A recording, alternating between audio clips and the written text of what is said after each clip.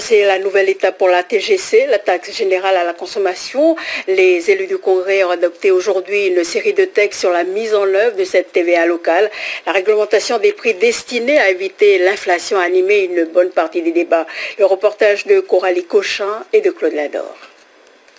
Dans l'hémicycle, un consensus émane aujourd'hui sur l'encadrement de la TGC. Il s'agit de l'accord conclu vendredi entre l'intersyndicale Vichère et le MEDEF. Cet accord de dernière minute prévoit un maintien ou une baisse des prix pour les produits de grande consommation sur un an.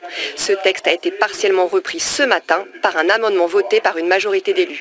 Motif, cet accord fait le pont entre les intérêts des consommateurs et celui des entreprises.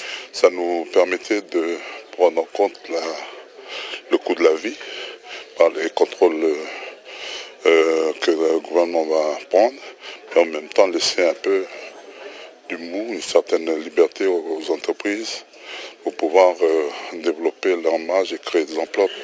Les républicains calédoniens sont favorables à cet accord, plus souple sur l'encadrement des prix que le dispositif du gouvernement.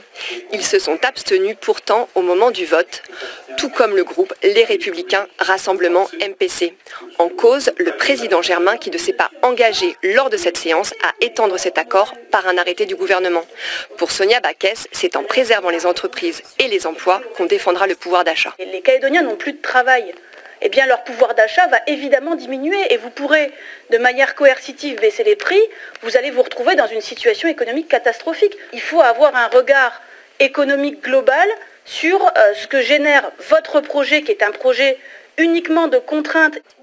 Pour le groupe Calédonie Ensemble, il ne faut pas confondre vitesse et précipitation.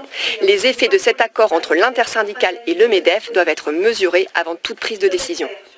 Le problème, c'est qu'on a eu cet accord entre les mains vendredi soir, c'est qu'il faut un minimum de temps pour l'expertiser, pour savoir entre les deux solutions proposées, laquelle est la plus profitable aux consommateurs et aux entreprises. Donc ça nécessite évidemment un minimum d'analyse et d'examen, et c'est en fonction de ça que le gouvernement, dans son ensemble, se prononcera sur la conduite à tenir. À 40 jours de la mise en place de la TGC, les solutions pour empêcher une inflation font toujours débat. Les élus l'ont rappelé ce matin, les Calédoniens paient le panier le plus cher de la République.